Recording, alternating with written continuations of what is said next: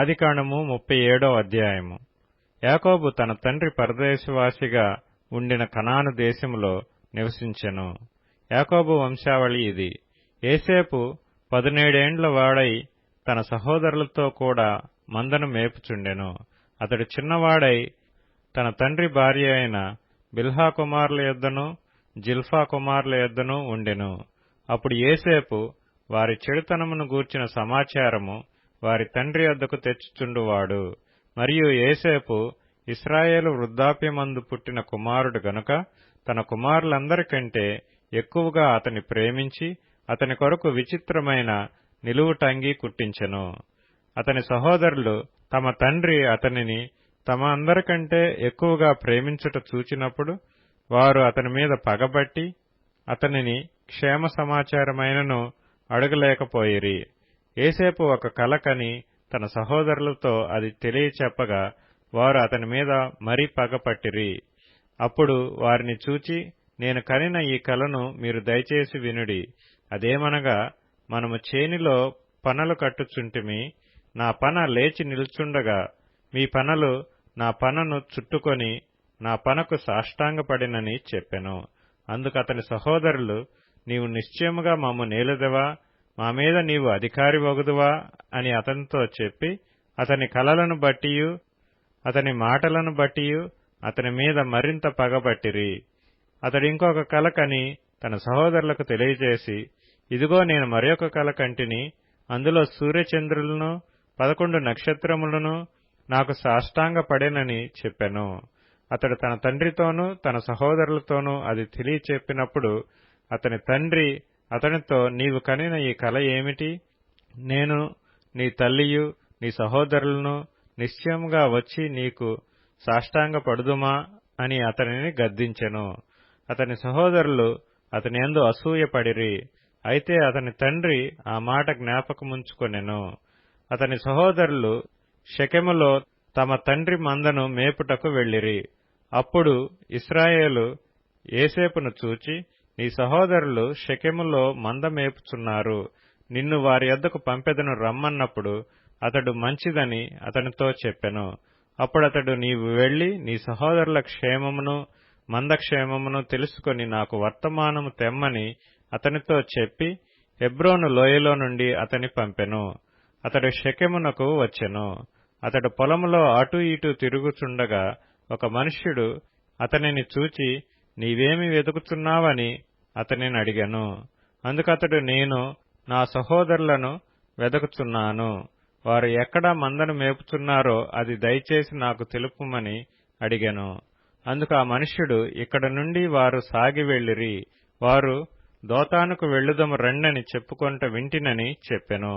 అప్పుడు యోసేపు తన సహోదరుల కోసము వెళ్లి దోతానులో వారిని కనుగొనెను. అతడు దగ్గరకు రాకమునుపు వారు దూరము నుండి అతన్ని చూచి అతన్ని చంపుటకు దురాలోచన చేసిరి. వారు, ఇదిగో ఈ కలలు కనువాడు వచ్చుచున్నాడు, వీని చంపి ఇక్కడనున్న ఒక గుంటలో పారవేసి దుష్టమృగము వీని తినివేసినని చెప్పుదము, అప్పుడు వీని కలలేమగునో చూతము రండని ఒకనితో ఒకడు మాట్లాడుకొనిరి. రూబేను ఆ మాట విని, మనము వానిని చంపరాదని చెప్పి వారి చేతులలో పడకుండా అతన్ని విడిపించెను. ఎట్లనగా రూబేను అతని తండ్రికి అతని అప్పగించుటకై వారి చేతులలో పడకుండా అతని విడిపింపదలచి, రక్తము చిందింపకుడి, అతనికి హాని ఏమీయూ చేయక అడవిలోనున్న ఈ గుంటలో అతని పడద్రోయుడని వారితో చెప్పెను. యోసేపు తన సహోదరుల యొద్దకు వచ్చినప్పుడు వారు యోసేపు అంగీని, అతడు తొడుక్కొని ఇండిన ఆ విచిత్రమైన నిలువుటంగీని తీసివేసి అతని పట్టుకొని ఆ గుంటలో పడద్రోసిరి. ఆ గుంట వట్టిది, అందులో నీళ్లు లేవు. వారు భోజనము చేయ కూర్చుండి కన్నులెత్తి చూడగా ఐగుప్తునకు తీసుకొని పోవుటకు గుగ్గిలము మస్తకియు బోళమును మోయిచున్న ఒంటెలతో ఇష్మాయేలీయులైన మార్గస్థులు గిలాదు నుండి వచ్చుచుండిరి. అప్పుడు యూదా, మనము మన సహోదరుని చంపి వాని మరణమును దాచిపెట్టినందువలన ఏమి ప్రయోజనము? ఈ ఇష్మాయేలీయులకు వానిని అమ్మివేదము రండి, వాడు మన సహోదరుడు, మన రక్త సంబంధి కదా, వానికి హాని ఏమీయూ చేయరాదని తన సహోదరులతో చెప్పెను. అందుకు అతని సహోదరులు సమ్మతించిరి. మిద్యానీయులైన వర్తకులు ఆ మీదుగా వెళ్ళుచుండగా వారు ఆ గుంటలో నుండి యోసేపును పైకి తీసి ఆ ఇష్మాయేలీలకు 20 తులముల వెండికి అతనిని అమ్మివేసిరి. వారు యోసేపును ఐగుప్తునకు తీసుకొని పోయిరి. రూబేను ఆ గుంటకు తిరిగి వచ్చినప్పుడు యోసేపు గుంటలో లేకపోగా అతడు తన బట్టలు చింపుకొని తన సహోదరుల యొద్దకు తిరిగి వెళ్లి, చిన్నవాడు లేడే, అయ్యో నేనెక్కడికి పోదుననగా వారు యోసేపు అంగీని తీసుకొని ఒక మేకపిల్లను చంపి దాని రక్తంలో ఆ అంగీ ముంచి ఆ విచిత్రమైన నిలువుటంగీని పంపగా వారు తండ్రి యొద్దకు దానిని తెచ్చి, ఇది మాకు దొరికెను, ఇది నీ కుమారుని అంగీ అవునో కాదో గుర్తుపట్టమని చెప్పిరి. అతడు దానిని గుర్తుపట్టి, ఈ అంగీ నా కుమారునిదే, దుష్టమృగము వానిని తినివేసెను, యోసేపు నిశ్చయముగా చీల్చబడినెను. యాకోబు తన బట్టలు చింపుకొని తన నడుమున గోనెపట్ట కట్టుకొని అనేక దినములు తన కుమారుని నిమిత్తము అంగలార్చుచుండగా అతని కుమారులందరినూ అతని కుమార్తెలందరినూ అతనిని ఓదార్చుటకు యత్నము చేసిరి. అయితే అతడు ఓదార్పు పొందనొల్లక, నేను అంగలార్చుచు మృతుల లోకమునకు నా కుమారుని యొద్దకు వెళ్ళెదనని చెప్పి అతని తండ్రి అతని కోసము ఏడ్చెను. మిద్యానీయులు ఐగుప్తునకు అతని తీసుకొని పోయి ఫరో యొక్క ఉద్యోగస్తుడును రాజ సంరక్షక సేనాధిపతియునైన పోతీఫరునకు అతనిని అమ్మివేసిరి. ఆదికాండము 38వ అధ్యాయము. ఆ కాలమందు యూదా తన సహోదరులను విడిచి హీరా అను ఒక అదుల్లామీయుని యొద్ద ఉండుటకు వెళ్ళెను. అక్కడ షూయ అను ఒక కనానీయుని కుమార్తెను యూదా చూచి ఆమెను తీసుకొని ఆమెతో పోయెను. ఆమె గర్భవతి అయి కుమారుని కనగా అతడు వానికి ఏరు అను పేరు పెట్టెను. ఆమె మరలా గర్భవతి అయి కుమారుని కని వానికి ఓనాను అను పేరు పెట్టెను. ఆమె మరలా గర్భవతి అయి కుమారుని కని వానికి షేలా అను పేరు పెట్టెను. ఆమె వీని కనినప్పుడు అతడు కజీబులో నుండెను. యూదా తన జ్యేష్ఠ కుమారుడైన ఏరునకు తామారు అను దానిని పెండ్లి చేసెను. యూదా జ్యేష్ఠ కుమారుడైన ఏరు యెహోవా దృష్టికి చెడ్డవాడు గనుక యెహోవా అతని చంపెను. అప్పుడు యూదా ఓనానుతో, నీ అన్న భార్య యొద్దకు వెళ్లి మరిది ధర్మం జరిగించి నీ అన్నకు సంతానము కలుగు చేయమని చెప్పెను. ఓనాను ఆ సంతానము తనది కానేరదని ఎరిగి ఆమెతో పోయినప్పుడు తన అన్నకు సంతానము కలుగజేయకుండునట్లు తన రేతస్సును నేలను విడిచెను. అతడు చేసినది యెహోవా దృష్టికి చెడ్డది కనుక ఆయన అతని కూడా చంపెను. అప్పుడు యూదా, ఇతడు కూడా ఇతని అన్నల వలె చనిపోవునేమో అనుకొని, నా కుమారుడైన షేలా పెద్దవాడగు వరకు నీ తండ్రి ఇంట విధవరాలుగా నుండుమని తన కోడలైన తామారుతో చెప్పెను. కాబట్టి తామారు వెళ్లి తన తండ్రి ఇంట నివసించెను. చాలా దినములైన తరువాత షూయ కుమార్తె అయిన యూదా భార్య చనిపోయెను. తరువాత యూదా దుఃఖ నివారణ పొంది అదుల్లామీయుడైన హీరా అను తన స్నేహితునితో తిమ్నాతునకు తన గొర్రెల బొచ్చు కత్తిరించు వారి యొద్దకు వెళ్ళెను.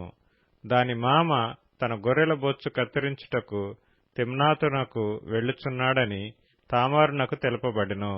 అప్పుడు షేలా పెద్దవాడైనప్పటికీ తాను అతనికియ్యబడుకుండుట చూచి తన వైధవ్య వస్త్రములను తీసివేసి ముసుగు వేసుకొని శరీరమంతయు కప్పుకొని తిమ్నాతునకు పోవు మార్గములో నుండు ఏనాయిము ద్వారమున కూర్చుండగా యూదా ఆమెను చూచి ఆమె తన ముఖము కప్పుకొనినందున వేశ్య అనుకొని ఆ మార్గమున ఆమె దగ్గరకు పోయి ఆమె తన కోడలని తెలియక నీతో పోయేదను రమ్మని చెప్పెను. అందుకామె, నీవు నాతో వచ్చిన ఎడల నాకేమి ఇచ్చెదవని అడిగెను. అందుకతడు, నేను మందలో నుండి మేకపిల్లను పంపెదనని చెప్పినప్పుడు ఆమె, అది పంపు వరకు ఏమైనా కుదువు పెట్టిన ఎడల సరే అని చెప్పెను. అతడు, నేను నీ యొద్ద ఏమి కుదువు పెట్టవలనని అడిగినప్పుడు ఆమె, నీ ముద్రయు దాని దారమును నీ చేతికర్రయు నని చెప్పెను. అతడు వాటిని ఆమెకిచ్చి ఆమెతో పోయెను. ఆమె అతని వలన గర్భవతి ఆయెను. అప్పుడామె లేచిపోయి తన ముసుగు తీసివేసి తన వైధవ్య వస్త్రములను వేసుకొనెను. తరువాత యూదా ఆ స్త్రీ యొద్ద నుండి ఆ కుదువను పుచ్చుకొనుటకు తన స్నేహితుడగు అదుల్లామీయుని చేత మేకపిల్లను పంపినప్పుడు ఆమె అతనికి కనబడలేదు. కాబట్టి అతడు మార్గమందు ఏనాయిము నొద్ద నుండిన ఆ వేశ్య ఎక్కడనున్నదని ఆ చోటి మనుషులను అడగగా వారు ఇక్కడ వేశ్య ఎవతియూ లేదని చెప్పిరి.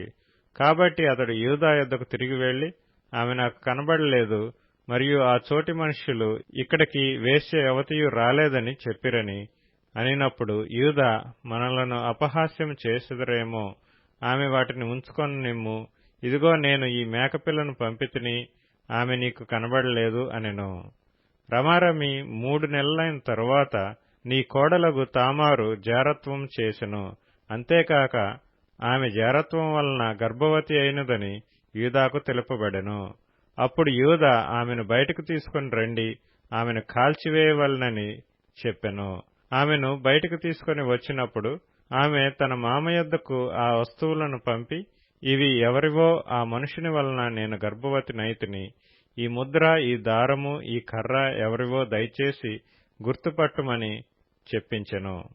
యూదా వాటిని గుర్తుపట్టి, నేను నా కుమారుడైన షేలాను ఆమెకు ఇయ్యలేదు గనుక ఆమె నాకంటే నీతిమంతురాలని చెప్పి మరి ఎప్పుడునూ ఆమెను కూడలేదు. ఆమె ప్రసవ కాలమందు కవలవారు ఆమె గర్భమందుండిరి. ఆమె ప్రసవించుతున్నప్పుడు ఒకడు తన చెయ్యి బయటికి చాచెను గనుక మంత్రసాని ఎర్రనూలు తీసి వాని చేతికి కట్టి, ఇతడు మొదట బయటికి వచ్చెనని చెప్పెను. అతడు తన చెయ్యి వెనుకకు తీసినప్పుడు అతని సహోదరుడు బయటికి వచ్చెను. అప్పుడామె, నీవేళ భేదించుకుని వచ్చితివనెను. అందుచేత అతనికి పెరెసు అను పేరు పెట్టబడెను. తరువాత తన చేతిని తొగరుగల అతని సహోదరుడు బయటికి వచ్చెను. అతనికి జరహు అని పేరు పెట్టబడెను. ఆదికాండము 39వ అధ్యాయము. యోసేపును ఐగుప్తునకు తీసుకుని వచ్చినప్పుడు ఫరో యొక్క ఉద్యోగస్తుడును రాజసంరక్షక సేనాధిపతియునైన పొతీఫరను నొక ఐగుప్తీయుడు అక్కడికి అతని తీసుకుని వచ్చిన ఇష్మాయేలీల యొద్ద నతని కొనెను. యెహోవా యోసేపునకు తోడైయుండెను గనుక అతడు వర్ధిల్లుచు తన యజమానుడగు ఆ ఐగుప్తీయుని ఇంట నుండెను. యెహోవా అతనికి తోడైయుండెననియు అతడు చేసినదంతయు అతని చేతిలో యెహోవా సఫలము చేసిననియు అతని యజమానుడు చూచినప్పుడు యోసేపు మీద అతనికి కటాక్షము కలిగెను గనుక అతని యొద్ద పరిచర్య చేయువాడాయెను. మరియు అతడు తన ఇంటి మీద విచారణకర్తగా అతన్ని నియమించి తనకు కలిగినదంతయు అతని చేతికి అప్పగించెను. అతడు తన ఇంటి మీదను తనకు కలిగినదంతటి మీదను అతని విచారణకర్తగా నియమించిన కాలం మొదలుకొని యెహోవా యోసేపు నిమిత్తము ఆ ఐగుప్తీయుని ఇంటిని ఆశీర్వదించెను. యెహోవా ఆశీర్వాదము ఇంటిలోనేమి పొలములోనేమి అతనికి కలిగిన సమస్తము మీదను ఉండెను. అతడు తనకు కలిగినదంతయు యోసేపు చేతికి అప్పగించి తాను ఆహారము తినుట తప్ప తనకేమి ఉన్నదో ఏమి లేదో విచారించినవాడు కాడు. యోసేపు రూపవంతుడును సుందరుడునై ఉండెను. అటు తరువాత అతని యజమానుని భార్య యోసేపు మీద కన్నువేసి తనతో శయనించుమని చెప్పెను. అయితే అతడు ఒప్పక, నా యజమానుడు తనకు కలిగినదంతయు నా చేతికి అప్పగించెను గదా, నా వశమున తన ఇంటిలో ఏమి ఉన్నదో అతడెరుగడు. ఈ ఇంటిలో నాకంటే పైవాడు ఎవడనూ లేడు. నీవు అతని భార్యవైనందున నిన్ను తప్ప మరి దేనిని నాకప్పగింపక ఉండలేదు. కాబట్టి నేనెట్లు ఇంత ఘోరమైన దుష్కార్యము చేసి దేవునికి విరోధముగా పాపము కట్టుకుందునని తన యజమానుని భార్యతో అనెను. దినదినము ఆమె యోసేపుతో మాట్లాడుచుండెను గాని అతడు ఆమెతో శయనించుటకైనను ఆమెతో నుండుటకైనను ఆమె మాట విన్నవాడు కాడు. అట్లుండగా ఒకనాడు అతడు తన పని మీద ఇంటి లోపలికి వెళ్ళినప్పుడు ఇంటి మనుష్యులలో ఎవరునూ అక్కడ లేరు. అప్పుడామె అతని వస్త్రము పట్టుకుని తనతో శయనింపుమని చెప్పగా అతడు తన వస్త్రమును ఆమె చేతిలో విడిచిపెట్టి తప్పించుకొని బయటికి పారిపోయెను. అతడు తన వస్త్రమును ఆమె చేతిలో విడిచి తప్పించుకొని పోవుట ఆమె చూచినప్పుడు తన ఇంటి మనుషులను పిలిచి, చూడుడి, అతడు మనలను ఎగతాళి చేయుటకు ఒక హెబ్రీయుని మన యొద్దకు తెచ్చియున్నాడు. నాతో శయనింపవలనని వీడు నా యొద్దకు రాగా నేను పెద్ద కేక వేసితిని. నేను బిగ్గరగా కేక వేయుట వాడు విని నా దగ్గర తన వస్త్రమును విడిచిపెట్టి తప్పించుకొని బయటికి పారిపోయినని వారితో చెప్పి, అతని యజమానుడు ఇంటికి వచ్చు వరకు అతని వస్త్రము తన దగ్గర ఉంచుకొనెను. అప్పుడామె తన భర్తతో ఈ మాటల చొప్పున చెప్పెను, నీవు మన యొద్దకు తెచ్చిన ఆ హెబ్రీ దాసుడు నన్ను ఎగతాళి చేయుటకు నా యొద్దకు వచ్చెను. నేను బిగ్గరగా కేక వేసినప్పుడు వాడు తన వస్త్రము నా దగ్గర విడిచిపెట్టి తప్పించుకొని బయటికి పారిపోయినెను. కాబట్టి అతని యజమానుడు ఇట్లు నీ దాసుడు నన్ను చేసినని తన భార్య తనతో చెప్పిన మాటలు విన్నప్పుడు కోపంతో మండిపడి అతనిని పట్టుకొని రాజు ఖైదీలు బంధింపబడు చెరసాలలో వేయించెను. అతడక్కడ చెరసాలలో ఉండెను. అయితే యెహోవా యోసేపునకు తోడైయుండి అతని యందు కనికరపడి అతని మీద ఆ చెరసాల యొక్క అధిపతికి కటాక్షము కలుగునట్లు చేసెను. చెరసాల అధిపతి ఆ చెరసాలలోనున్న ఖైదీలనందరినీ యోసేపు చేతికి అప్పగించెను. వారక్కడ ఏమి చేసిరో అదంతయు అతడే చేయించువాడు. యెహోవా అతనికి తోడైయుండెను గనుక ఆ చెరసాల అధిపతి అతని చేతికి అప్పగింపబడిన దేని గూర్చియు విచారణ చేయకయుండెను.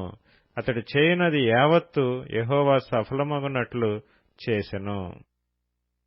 ఆదికాండము 40వ అధ్యాయము. అటు పిమ్మట ఐగుప్తు రాజు యొక్క పానదాయకుడును భక్ష్యకారుడును తమ ప్రభువైన ఐగుప్తు రాజు ఎడల తప్పు చేసిరి గనుక ఫరో పానదాయకుల అధిపతియు భక్ష్యకారుల అధిపతియునైన తన ఇద్దరు ఉద్యోగస్తుల మీద కోపపడి వారిని చెరసాలలో నుంచుటకై రాజ సంరక్షక సేనాధిపతికి అప్పగించెను. అది యోసేపు బంధింపబడిన స్థలము. ఆ సేనాధిపతి వారిని యోసేపు వశము చేయగా అతడు వారికి ఉపచారం చేసెను. వారు కొన్ని దినములు కావలిలో నుండిన తరువాత వారిద్దరూ అనగా చెరసాలలో బంధింపబడిన ఐగుప్తురాజు యొక్క పానదాయకుడును భక్ష్యకారుడును ఒకటే రాత్రి యందు కలలు కనిరి. ఒక్కొక్కడు వేరువేరు భావముల కల కనెను. తెల్లవారినప్పుడు యోసేపు వారి యొద్దకు వచ్చి వారిని చూడగా వారు చింతాక్రాంతులై ఉండిరి. అతడు ఎందుచేత నేడు మీ ముఖములు చిన్నబోయి ఉన్నవని తన యజమానుని ఇంట తనతో కావలియందున్న ఫరో ఉద్యోగస్తులను అడిగెను. అందుకు వారు, మేము కలలు కంటిమి, వాటి భావము చెప్పగలవారెవరనూ లేరని అతనితో ననగా యోసేపు వారిని చూచి, భావములు చెప్పుట దేవుని అధీనమే గదా, మీరు దయచేసి ఆ కలలు నాకు వివరించి చెప్పుడనెను. అప్పుడు పానదాయకుల అధిపతి యోసేపును చూచి, నా కలలో ఒక ద్రాక్షావల్లి నా ఎదుట ఉండెను. ఆ ద్రాక్షావల్లికి 3 తీగలుండెను. అది చిగురించినట్టు ఉండెను. దాని పువ్వులు వికసించెను. దాని గెలలు పండి ద్రాక్ష ఫలములాయెను. మరియు ఫరో గిన్నె నా చేతిలో ఉండెను. ఆ ద్రాక్ష ఫలములు నేను పట్టుకొని ఫరో గిన్నెలో వాటిని పిండి ఆ గిన్నె ఫరో చేతికిచ్చితినని తన కలను అతనితో వివరించి చెప్పెను. అప్పుడు యోసేపు, దాని భావమిదే, ఆ 3 తీగలు 3 దినములు, ఇంకా 3 దినములలోగా ఫరో నీ తలను పైకెత్తి నీ ఉద్యోగము నీకు మరలా ఇప్పించును. నీవు అతనికి పానదాయకుడివై ఉన్న వాటి మర్యాద చొప్పున ఫరో గిన్నెను అతని చేతికి అప్పగించెదవు. కాబట్టి నీవు క్షేమం కలిగినప్పుడు నన్ను జ్ఞాపకం చేసుకుని నాయందు కరుణించి ఫరోతో నన్ను గూర్చి మాట్లాడి ఈ ఇంటిలో నుండి నన్ను బయటకు రప్పించుము. ఏలయనగా నేను హెబ్రీయుల దేశములో నుండి దొంగిలబడితిని, అది నిశ్చయము. మరియు ఈ చెరసాలలో నన్ను వేయుటకు ఇక్కడ సహా నేనేమీయూ చేయలేదని అతనితో చెప్పెను. అతడు తెలిపిన భావము మంచిదని భక్ష్యకారుల అధిపతి చూచి అతనితో ఇట్లనెను, నేనును కలకంటిని, ఇదిగో తెల్లని పిండి వంటలు గల 3 గంపలు నా తల మీద ఉండెను. మీది గంపలో ఫరో నిమిత్తము సమస్త విధములైన పిండి వంటలు ఉండెను. పక్షులు నా తల మీదనున్న ఆ గంపలో నుండి వాటిని తీసుకుని తినుచుండెను. అందుకు యోసేపు, దాని భావమిదే, ఆ 3 గంపలు 3 దినములు, ఇంకా 3 దినములలోగా ఫరో నీ మీద నుండి నీ తలను పైకెత్తి మ్రాను మీద నిన్ను వ్రేలాడదీయించును. అప్పుడు పక్షులు నీ మీద నుండి నీ మాంసమును తినివేయునని ఉత్తరమిచ్చెను. మూడవ దినమందు జరిగినదేమనగా, ఆ దినము ఫరో జన్మదినము గనుక అతడు తన సేవకులకందరికీ విందు చేయించి వారి నడుమ పానదాయకుల అధిపతి తలను భక్ష్యకారుల అధిపతి తలను పైకెత్తి పానదాయకుల అధిపతి ఉద్యోగం మరలా అతనికిచ్చెను. గనుక అతడు ఫరో చేతికి గిన్నెనిచ్చెను. మరియు యోసేపు వారికి తెలిపిన భావము చొప్పున భక్ష్యకారుల అధిపతిని వ్రేలాడదీయించెను. అయితే పానదాయకుల అధిపతి యోసేపును జ్ఞాపకం చేసుకొనక అతని మర్చిపోయెను.